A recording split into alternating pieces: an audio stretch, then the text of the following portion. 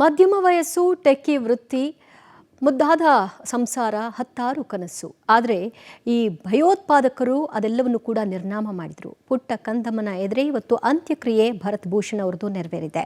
ಮಗನನ್ನ ಬಿಗಿದಪ್ಪಿದಂತಹ ಸುಜಾತ ಅವರು ಮುದ್ದಾದ ಪತಿಗೆ ಬೀಳ್ಕೊಡುಗೆಯನ್ನು ಕೊಟ್ಟಿದ್ದಾರೆ. ಇನ್ನು ಮಗನನ್ನ ಕಳ್ಕೊಂಡಂತಹ ನೋವಿನಲ್ಲಿ ತಾಯಿ ಕಣ್ಣೀರಾಗಿದ್ದಾರೆ. ಆ ಬಗ್ಗೆ ವರದಿ ಇದೆ, ನೋಡ್ಕೊಂಡು ಬನ್ನಿ. ಬಾರದೂರಿಗೆ ಹಲವು ಕನಸು ಹೊತ್ತ ಭರತ್ ಪ್ರಯಾಣ. ಪುಟ್ಟ ಮಗುವನ್ನು ಎದೆಗೌಚಿ ಪತ್ನಿ ಭಾವುಕ ವಿದಾಯ.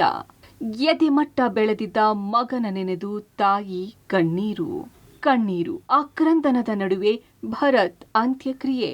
3 ವರ್ಷದ ಮಗನ ಜೊತೆ ಕಾಶ್ಮೀರಕ್ಕೆ ಹೋಗಿದ್ದ ಭರತ್ ಭೂಷಣ್ ಹಾಗೂ ಸುಜಾತ ದಂಪತಿ ಉಗ್ರ ಕಣ್ಣಿಗೆ ಬಿದ್ದಿದ್ರು. ಪತ್ನಿ ಮಗನ ಎದುರಲ್ಲೇ ಭರತ್ ಭೂಷಣ್ರನ್ನು ಪಾಪಿಗಳು ಗುಂಡಿಕ್ಕಿ ಕೊಂದಿದ್ರು.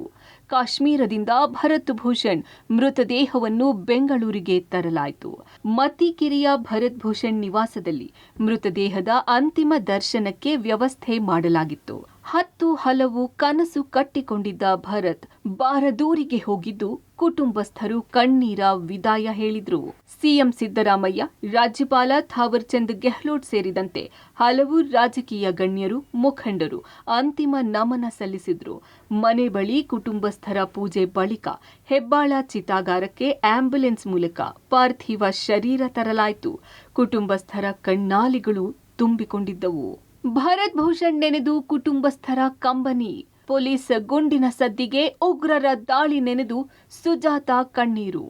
ಮಗನನ್ನು ತಬ್ಬಿ ಕಣ್ಣೀರಿಟ್ಟ ಪತ್ನಿ ಸುಜಾತ. ಹೆಬ್ಬಾಳ ಚಿತಾಗಾರದಲ್ಲಿ ಭರತ್ಗೆ ಪೊಲೀಸರ ಗೌರವ ಸಲ್ಲಿಸಲಾಯಿತು. ಈ ವೇಳೆ ಪೊಲೀಸರ 3 ಸುತ್ತಿನ ಗುಂಡಿನ ಸದ್ದಿಗೆ ಉಗ್ರರ ಗುಂಡಿನ ದಾಳಿ ನೆನೆದು ಭರತ್ ಪತ್ನಿ ಹೆದರಿ ಕಣ್ಣೀರಿಟ್ಟರು. ಮಗನನ್ನು ತಬ್ಬಿ ಬಿಕ್ಕಳಿಸಿದ್ರು.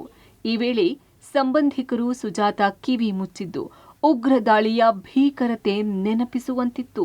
ಭರತ್ ಅಣ್ಣ ಪ್ರೀತಂ ಅಂತಿಮ ವಿಧಿವಿಧಾನಗಳನ್ನು ನೆರವೇರಿಸಿದ್ರು. ಒಕ್ಕಲಿಗ ಸಂಪ್ರದಾಯದಂತೆ ಅಂತ್ಯಕ್ರಿಯೆ ನೆರವೇರಿಸಲಾಯಿತು.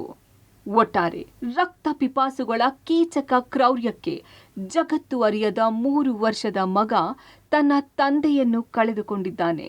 ಬಾಳ ಸಂಗಾತಿಯನ್ನು ಕಳೆದುಕೊಂಡ ಪತ್ನಿ ಕಣ್ಣೀರಿಡುತ್ತಿದ್ದಾರೆ. ಜೀವನದ ಅಂತ್ಯಕಾಲದಲ್ಲಿ ಮಗ ನೋಡಿಕೊಳ್ತಾನೆ ಅಂದುಕೊಂಡಿದ್ದ ತಾಯಿ ಮಗನ ನೆನೆದು ಬಿಕ್ಕಿ ಅಳುತ್ತಿದ್ದಾರೆ. News desk, Public TV.